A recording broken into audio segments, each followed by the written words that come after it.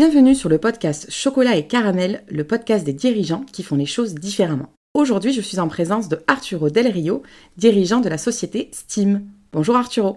Bonjour. Merci beaucoup Arturo d'avoir accepté de venir t'exprimer sur le podcast Chocolat et Caramel, le podcast des dirigeants qui font les choses différemment. Arturo, tu te présentes comme un autodidacte. Tu as un parcours multiculturel puisque tu as évolué dans plusieurs pays, notamment l'Espagne, d'où tu es originaire, l'Allemagne, l'Autriche et maintenant la France. Tu as été salarié et notamment cadre dirigeant dans des entreprises plutôt industrielles, puis ensuite à ton compte en tant que consultant en management et gestion d'entreprise. Et c'est en 2020 que tu as l'opportunité de reprendre l'entreprise Steam, dont tu es à la tête aujourd'hui avec ton associé Pablo Oliver. Donc l'entreprise Steam est spécialisée dans la fabrication de solutions de vidéosurveillance. Elle en porte d'ailleurs le nom puisque c'est l'acronyme de Solutions de traitement de l'image. L'entreprise a 38 ans et emploie aujourd'hui 37 collaborateurs avec une ancienneté moyenne de 18 ans, donc plutôt des collaborateurs fidèles. Et ils ont d'ailleurs développé une expertise auprès des groupes bancaires, la santé et l'industrie, puisque ce sont eux tes principaux clients aujourd'hui. Arturo, avant de nous partager la force de ton expertise managériale au sein de l'entreprise, peux-tu nous en dire un peu plus sur ton parcours et notamment la période du rachat de l'entreprise ? Oui. Alors, mon parcours, c'est assez simple. Je n'ai pas fait d'études supérieures. Je suis parti assez jeune, à la fin de mon bac en Espagne. Je suis parti en Allemagne faire du sport. Malgré ma petite taille, j'étais basketteur. D'accord. Et donc, j'ai eu l'opportunité de partir en Allemagne. C'est pour ça que je suis parti. J'ai appris l'allemand et après, j'ai évolué dans d'autres pays au fur et à mesure. Donc basketteur professionnel ? Semi-professionnel. Semi-pro. Oui. À cette époque-là, c'était semi-professionnel. Donc, quand je suis arrivé à Montpellier il y a 29 ans. Ça fait 29 ans que je suis à Montpellier, donc ça veut dire que ça me plaît bien. Je suis bien ancré ici, autant dans les réseaux économiques que dans ma vie privée. Et je dirais que oui, tu as parlé d'autodidacte, évidemment, comme je n'ai pas fait d'études, j'ai appris sur l'état, un peu sur l'expérience, et d'une façon assez naturelle, je me suis orienté vers les managements. Pourquoi ? Je pense que parce que mon caractère va bien avec le fait de travailler avec des gens. Pour moi, manager, c'est surtout travailler, c'est collaborer, c'est accompagner, c'est être une pièce de plus dans un rouage. Et je pense que je suis persuadé, je me base beaucoup sur le sport. Je suis un sportif dans l'âme. Et j'aime bien cette notion d'équipe. Chacun a son rôle, on peut être dans des rôles plus ou moins importants, dans des rôles d'entraîneur même, mais c'est une question d'équipe. C'est pour ça que je t'ai posé la question justement sur le basket, si c'était du semi-pro, parce que c'est vrai que dans le monde de l'entreprise, on retrouve beaucoup d'anciens sportifs à des postes d'encadrement, de cadre, de dirigeants, de managers. Donc effectivement, il y a un apport du sport, à mon avis, sur la façon de gérer une équipe et de manager. Oui, je dirais que même au-delà, le sport, pour moi, c'est une école. Ça a toujours été une école, même pour la vie privée. Dans les relations, si on applique les principes du sport, les sports tels que je le comprends, pas les foot d'aujourd'hui, pas le football d'aujourd'hui, mais les sports tels que je le comprends, je pense qu'on s'en sort bien. Oui. Et quand on a échangé en préparant cet épisode, tu m'as donné une définition du management que je vais peut-être te laisser nous redire ici. Oui. Qu'est-ce que c'est pour toi le management ? Je ne me souviens pas exactement de ce que je t'ai dit, mais je sais par contre que pour moi, le management, c'est du bon sens. C'est quelque chose qu'on porte en soi. C'est le fait de, encore une fois, faire partie d'une équipe. C'est la manière de travailler avec les autres, basée sur l'empathie, énormément sur l'empathie, c'est-à-dire se mettre à la place des autres, savoir les pourquoi et les comment quelqu'un réagit à un moment donné, ou bien ou mal d'ailleurs, ou de quelle manière activer certaines choses chez l'autre en se mettant à sa place, tout simplement. Et je trouve que c'est un principe assez basique d'éducation, de transparence, de confiance. C'est ça les managements pour moi. C'est aussi simple que ça. Très intéressant. Et je vais compléter parce que tu m'as dit une phrase moi, qui m'a interpellée. Tu m'as dit, les relations que j'ai avec mes collaborateurs, je m'attache à avoir les mêmes types de relations dans ma vie privée, c'est-à-dire que je vais considérer... et donc ça, je trouve ça intéressant. Et donc, je disais tout à l'heure, Steam, tu as repris en 2020, donc tu as racheté l'entreprise. Oui. Avec ton associé. Oui. Comment aujourd'hui tu inscris justement cette définition du management dans l'entreprise avec tes collaborateurs ? Parce qu'il y a 37 personnes, sacrée équipe quand même. Comment ça se traduit ? Alors c'est une sacrée équipe, au-delà du nombre de personnes, c'est une sacrée équipe parce que j'ai eu une chance extraordinaire avec mon associé de trouver une entreprise dans laquelle la notion d'équipe existait déjà. Donc c'est beaucoup plus facile. C'est comme si on arrive, je ne veux pas dire le PSG, c'est comme on s'est arrivé à au Barça Ouais. comme entraîneur. C'est-à-dire l'équipe est déjà faite, D'accord. c'est une bonne équipe, donc j'ai eu cette chance-là. Il y avait autant de collaborateurs quand tu as Non, il repris n'y en avait pas l'entreprise? autant, c'était 24 personnes D'accord. quand on est arrivé. Ce que l'on a fait avec Pablo, c'est on a constaté, on avait fait un audit évidemment avant d'acheter l'entreprise, on avait un peu fouillé l'entreprise, on avait travaillé avec les anciens dirigeants et on s'était rendu compte qu'il manquait certaines choses à implémenter au niveau de l'entreprise. L'entreprise était saine, c'était une entreprise qui connaît très bien son marché, qui a un bon marché, mais il manquait certaines choses, notamment la RSE ou les marketing, justement les marketing, il manquait il manquait à implémenter certaines choses qui faisaient défaut dans l'entreprise et on s'est attelé à ça. Donc on s'est beaucoup basé sur l'apprentissage. D'accord. Moi j'aime bien travailler avec des apprentis, c'est pas parce que j'ai une préférence pour les gens qui sont un peu plus jeunes ou qui apprennent, mais je trouve que c'est un bon vivier des collaborateurs. Si jamais ça les fait pour les garder après, je pense que ça amène toujours de la fraîcheur, ça amène toujours des questionnements, c'est toujours bien. Et en plus, je pense que c'est une des obligations des entreprises de donner la chance De former. à des jeunes ou à des moins jeunes de se former. Donc, on a pris beaucoup d'alternants dans des fonctions support comme le marketing, la RSE, etc. Là, au niveau des productions aussi, parce que on avait une petite carence au niveau des productions et on fait du montage câblage ici, donc on a appris des personnes de l'UIMM en formation et on a la chance d'en avoir gardé en CDI par la suite. Donc ça c'est le principe de l'alternance. Donc voilà comment on a fait, c'est pour ça qu'on est monté à 37 personnes, aussi par le fait qu'on est en train de développer des nouvelles machines, entre guillemets, on les appelle machines parce que c'est des machines, mais c'est aussi tous les softs qui sont embarqués, donc on est en train de refaire notre gamme dès zéro, on répare à zéro et donc on a eu... Il y a une refonte totale de l'offre complètement, qui est... D'accord. Complètement. Donc on est expert en traitement de l'image, on profite de tout ce qu'on a fait pendant des années et on va sortir entre guillemets des nouvelles machines à partir de l'année prochaine, des nouveaux systèmes, toujours basés sur notre expérience, sur nos principes, mais avec beaucoup plus de capacités, des capacités IA, etc. Ce qui permet de faire des nouvelles choses sur nos enregistreurs. Donc ce choix stratégique parce que refondre totalement une offre, c'est un choix stratégique qui peut avoir des conséquences positives, négatives, ça l'avenir nous le dira. En tout cas, je te souhaite qu'elle soit positive. Oui, moi aussi. C'est quoi? C'est pour prendre en compte les innovations de marché, on parle d'IA, c'est pour tout ça que ce choix a été fait? Complètement. Encore une fois, nous, Steam s'est développé vraiment dans les traitements de l'image. Et on est leader dans notre marché au niveau des traitements de l'image à des fins de vidéosurveillance, des vidéoprotection ou même des marketing. Aujourd'hui, on travaille de plus en plus avec des données pour le marketing à travers l'image, toujours. Notre dernier sursaut technologique date d'il y a une quinzaine d'années, entre 15 et 10 ans.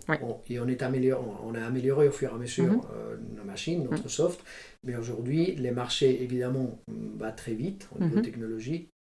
La technologie avance, les possibilités des ordinateurs avancent, les capacités, l'IA, ça avance beaucoup.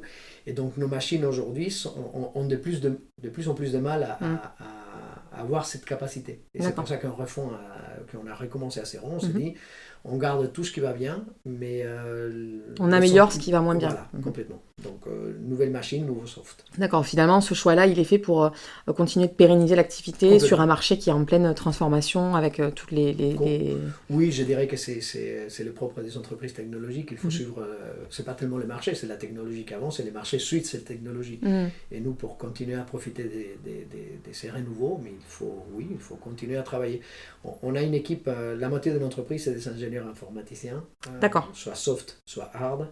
Donc c'est pour ça qu'on a embauché aussi pas mal de nouvelles personnes au niveau du BE, du bureau d'études, justement pour entretenir et avoir les dernières nouveautés au niveau technologique.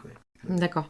Et du coup, toute cette équipe que tu as, donc il y a une équipe, il y a une partie de l'équipe qui est jeune en termes d'ancienneté. Bien sûr, je précisais tout à l'heure qu'en moyenne, l'ancienneté, en tout cas quand tu as racheté l'entreprise, c'était 18 ans d'ancienneté. 18 ans, je pense que ça a le mérite d'être souligné aujourd'hui sur un marché du travail où les expériences sont plutôt courtes. Et du coup, comment t'inscris justement ta définition du management, comment ça s'inscrit auprès de cette équipe qui est à la fois jeune parce que y a une partie de l'équipe qui a rejoint les rangs il y a peu et en même temps anciennes, donc qui ont aussi connu ton prédécesseur, Oui. avec, voilà, il y a un nouveau dirigeant qui apporte son lot de changements. Ah oui, oui, oui, complètement. Et c'était assez, je dirais, que c'était assez marrant. Moi, je pense que je prends toujours le plaisir dans le travail. Je pense qu'on s'est bien amusé, des façons positives et négatives parfois aussi, Ouais. par rapport à tous les changements qu'on a amenés. Et les changements principaux, comme c'était une entreprise saine, c'était vraiment les managements. D'accord. Les managements, on est passé, avec tout le respect, avec, Bien sûr. les deux anciens dirigeants, c'est deux personnes que j'admire énormément et je continue à voir, et ils continuent à venir boire les cafés de temps en temps. Donc ils ont su créer une excellente équipe au niveau technique, au niveau d'équipe, des travail en équipe, des compétences et d'expertise dans notre secteur. Donc j'admire énormément ça, mais c'était un management un peu à l'ancienne. C'est-à-dire, c'est un peu comme dans les couples, c'est un peu comme dans les familles, je dis toujours, quand on ne parle pas d'un problème, c'est qu'il n'existait pas. Ouais. Et je sais pas, c'est pas que je sois le plus moderne au niveau du management, mais moi je pense que quand il y a un problème, il vaut mieux en parler. Pour l'écarter. Disons que ça permet de le régler, oui, tout à fait. Complètement, ou au moins pour discuter. Je peux donner des exemples, par exemple le télétravail, qui n'est pas un problème en soi, mais avec les Covid, le télétravail est devenu un problème dans des entreprises qui n'étaient pas habituées à télétravailler. Et Steam n'avait pas du tout l'habitude du télétravail. D'accord. L'ensemble des collaborateurs étaient contre le télétravail. Sachant que tu as repris en 2020. Tout à fait, pendant les Covid. On connaît tous la période 2020 où là, du coup, le télétravail était obligatoire de toute façon. On n'avait pas le choix. Donc ça, c'est un bon exemple des changements qu'on a dû faire. C'est pas moi, avec ma vision de la chose, qui est venu changer quoi que ce soit. C'est seulement qu'on évolue aussi au niveau du management. Et ça, par exemple, le télétravail, c'est un bon exemple. J'ai dû convaincre, entre guillemets, je fais les travails à l'envers. Normalement, c'est les collaborateurs qui veulent télétravailler et les dirigeants qui ne le veulent pas. C'est vrai. Mais là, c'était à l'envers. D'accord. J'ai convaincu on pouvait faire quelque chose de positif de cette contrainte, parce que c'était une contrainte à cette époque. On a signé une charte, on a discuté, on a vu quelles étaient les possibilités pour ne pas perdre cet esprit d'équipe qu'on a et cette compétence. Et on a pondu, entre guillemets, une charte de télétravail. Voilà, on l'a mise en place et finalement le télétravail est devenu quelque chose de plutôt positif, plutôt bien accepté. Et c'est marrant parce qu'il y a pas mal des anciens qui profitent de ce télétravail presque plus que des nouveaux. Que des nouveaux, oui. D'accord. Et ça, je dirais pas, c'est pas une fierté, c'est seulement l'effet de démontrer. La fierté, c'est de dire, on voit que c'est positif, que c'est possible. Voilà. On fait face à quelque chose qui s'impose à nous. Le télétravail s'est imposé à un moment donné.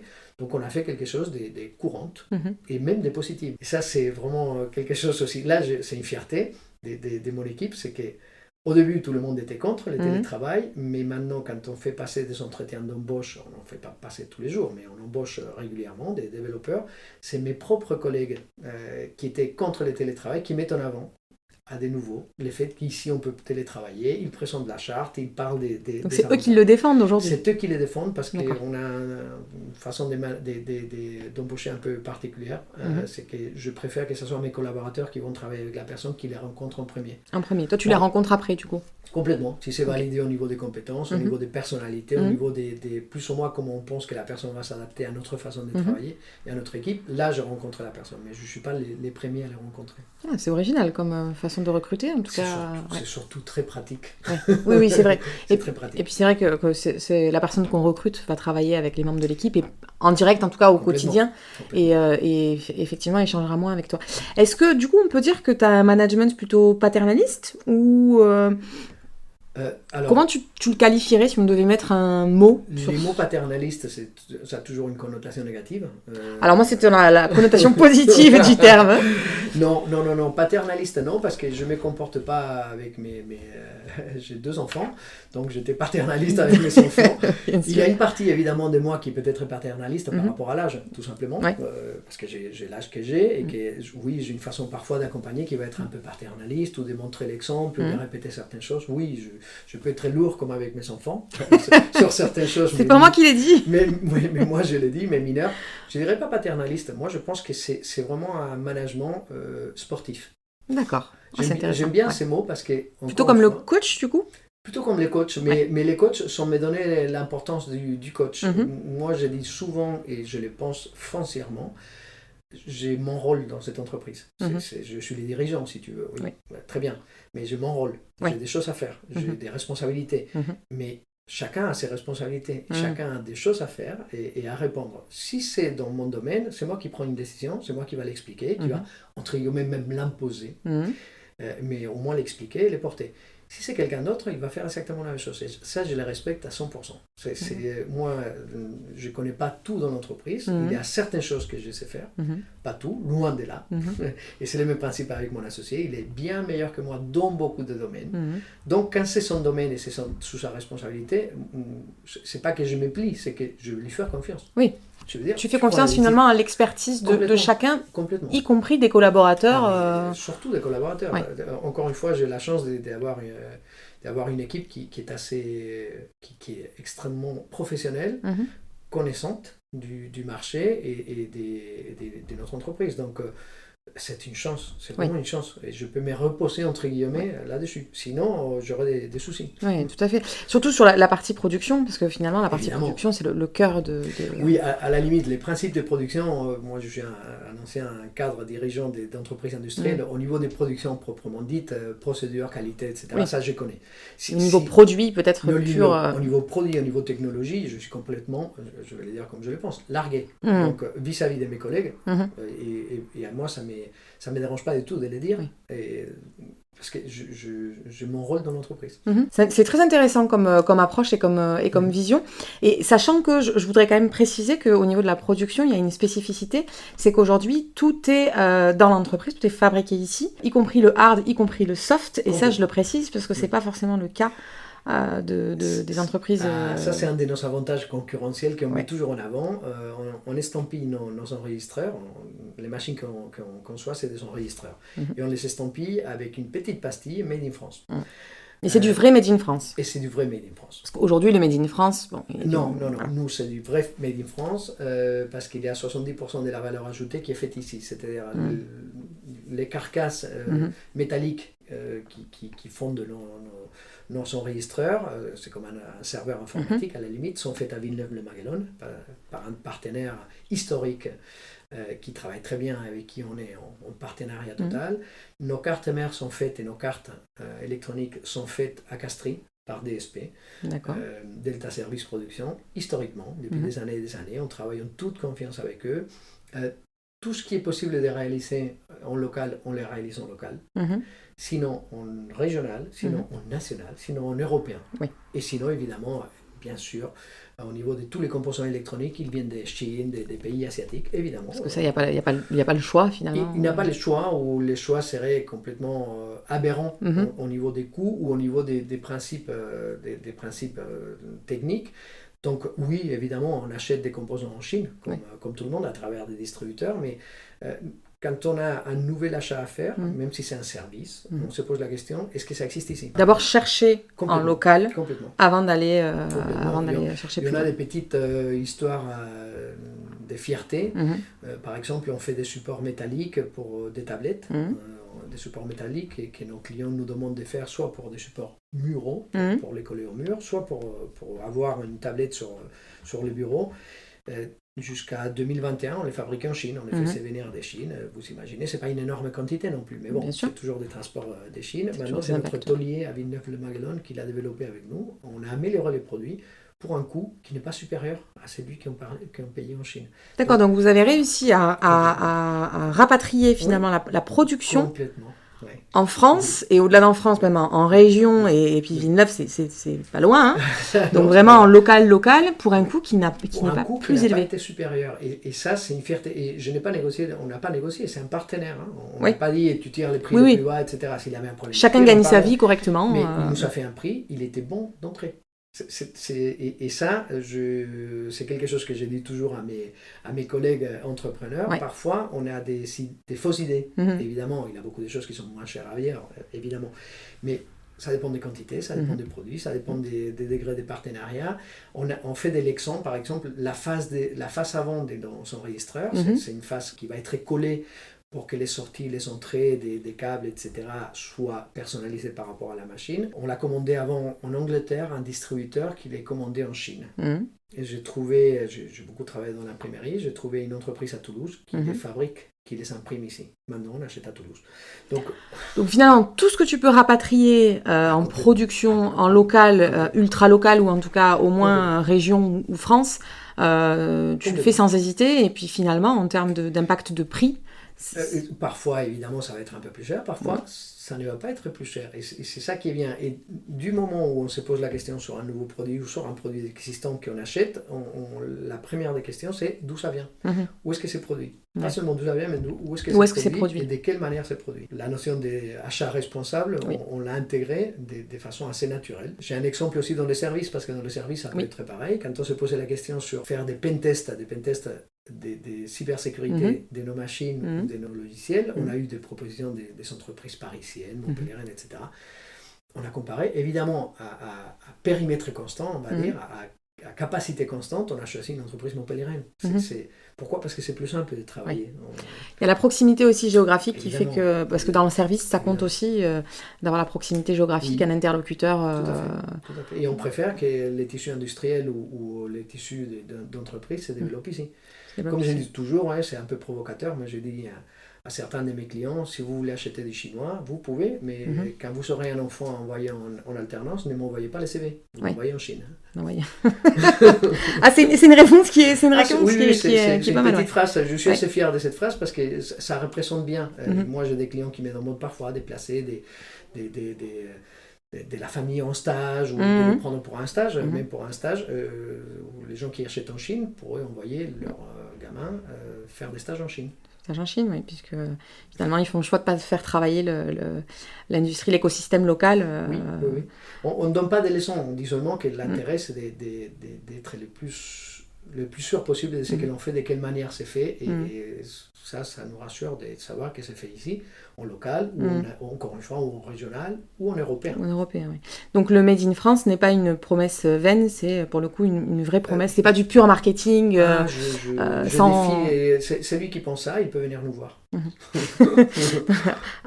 Ok, mais message lancé pour ceux qui voudraient Nos clients nous disent toujours qu'on gagne à être très connu. Et quand on voit que notre service support, on a un service support qui est très important, support technique, téléphonique, on se connecte à distance, etc. Quand on vient ici, on voit nos techniciens support travailler ici, à côté les monteurs câbleurs qui font les machines. On se déplace souvent à Castries à côté. C'est à côté pour voir DSP, de quelle manière sont construites nos cartes. Donc c'est intéressant et je pense que c'est assez formateur pour les clients qui viennent nous voir. Pour les clients qui viennent aussi. Et ils font le choix eux aussi d'acheter, tout à fait. Finalement, d'acheter en local. Merci beaucoup Arturo pour ton partage, c'est très instructif, c'est des vraies douceurs à déguster. Et en parlant de ça, j'ai une dernière question pour toi Arturo. Quel est ton chocolat préféré?